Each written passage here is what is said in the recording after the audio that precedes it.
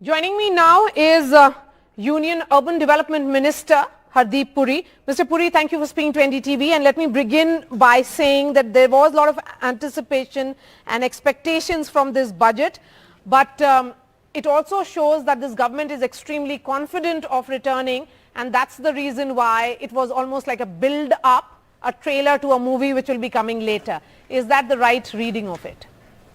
First of all, Maria ji, I want to do some context setting for you.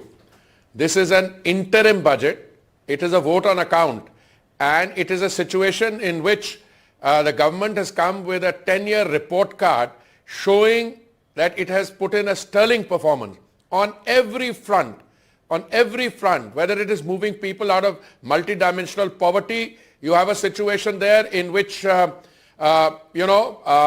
very large number of people have come out of multidimensional poverty, lifted out of multidimensional poverty.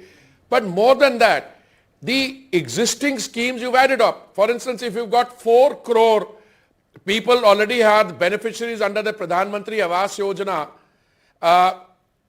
under the Grameen and Shahri Kshetra, you today have a situation where they've added another 2 crore. Now, my point is, if this is not ambition, even in a interim budget, what is? You had, the other day, 2 crore Lakpati Didis. They've added another 1 crore. Then, if you look at my sectors, the sectors I have the privilege of being associated with, one of them is petroleum and natural gas. The other one is housing and urban affairs. Petroleum and natural gas, you're talking about compressed biogas, which is a very major thrust area. I was in UP the other day. In Badaयूं, the Honorable Chief Minister inaugurated a second generation plant which is going to use agricultural waste, parali from rice husk. And we're making 100 plants there. And now she's talking about compulsory mandating. That is, it will become mandatory for people to mix 1%, then 3%, 5% compressed biogas in the fuel. Look at our biofuel story. So everywhere, it's a government which has demonstrated a sterling track record in 10 years, and then adding to that. But please note, it is an interim budget. You cannot make policies for the next 5 years. There is a reasonable expectation that it will be another Modi government for another 5 years. But you have to plan up to a point. Capital expenditure. I mean, it has been going up by 30% every year. We had a situation where now it's 10 lakh crore. They're adding another 1.1 lakh crore to it in this short period. All schemes are executed in a timely manner. The goods are being delivered to the beneficiaries. You should have seen the emotional connect with the beneficiaries. And on top of that, it's a country which has landed on the south pole of the moon, literally all over the moon.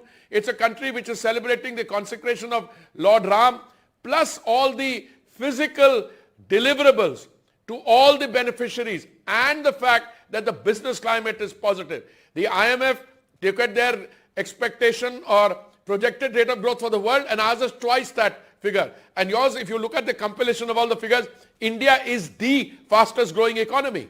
Okay, Mr. Puri, I'm looking at the point that was made by Finance Minister Nirmala Sitharaman, and since this is under your ministry, we would like to get more details of this scheme, a scheme to be launched to help deserving sections of middle class. How do you define them, and how soon will it be implemented? What will be the criteria, and how many of these deserving middle class will be the beneficiaries? I was delighted, Maria. Thank you for asking this question. I was delighted that Nirmala ji brought this up. This is an idea, I think, whose time has come. We had, under the Pradhan Mantri Awas Yojana, 4 verticals earlier, and we used to offer the state governments a bouquet from which they could choose.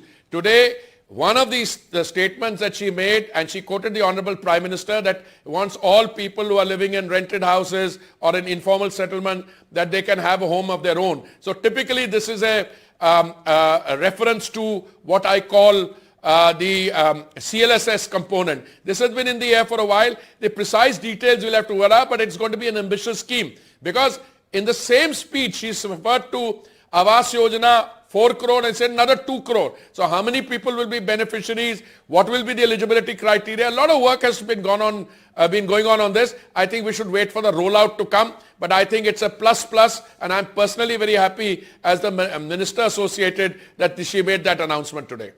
I want to know, sir, because, you know, this has everybody curious, particularly the middle class. We really do not know what is this deserving middle class. I'm emphasizing on that word because she used it. I also want to understand which are the cities from where you're likely to begin this scheme. As I said, if I were in the know of all of it, I might or might not share it. But I'll tell you frankly, this is an announcement. The announcement will need to be fleshed out.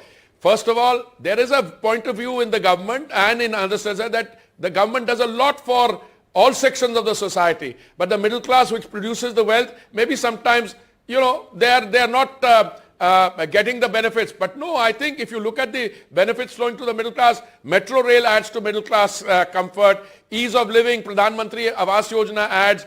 But why not only for the economically weaker section? Certainly for the middle class as well. The previous CLSS scheme was for lower income and middle income group. All right, Hardeep Puri, appreciate your time.